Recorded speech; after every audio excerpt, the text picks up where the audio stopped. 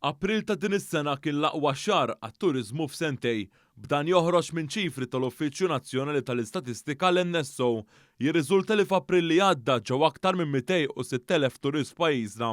Minn dawn kien hemm aktar minn 11,000 turist li ġew permezz tal-vapuri tal-kruċieri. Mill-bidu tal-pandemija l-hawn kien ix-xahar ta' April meta ġew l-iżjed turisti.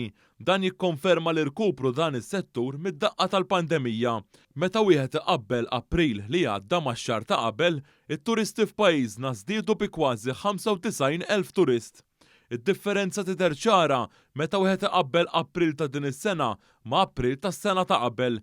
Id-differenza fi żmien sena kienet ta' iżjed minn 195,000 turist. Matul April ta' din is-sena ġew f'pajjiżna għall-btala ftit aktar minn 175,000 turist. Kważi 39% tat-turisti li ġew f'Fartna bħala turisti kellhom bejn il-25 u l-44 sena.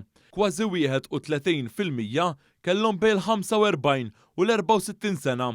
Ftit aktar minn 38% tat-turisti ġew minn Franza, mill-Ġermanja u mill-Italja. Meta mqabbel max-xahar ta' qabel, żdied anke l-att ta' rjieli li qattaw f'Malta t-turisti. F'Marzu li għadda in-numru tal-rjieli laħaq kważi 740,000, filwaqt li f'April in-numru tal-rjieli kien ta' iżjed minn 1,200,000. Hawnhekk id-differenza kienet ta' iżjed minn 476,000 lejl. In-nefqa bejn xahar u ieħor żdiedet bi 58 miljun euro. In-nefqa mit-turisti matul ix-xahar ta' April kien ta' iżjed minn 138 miljun euro.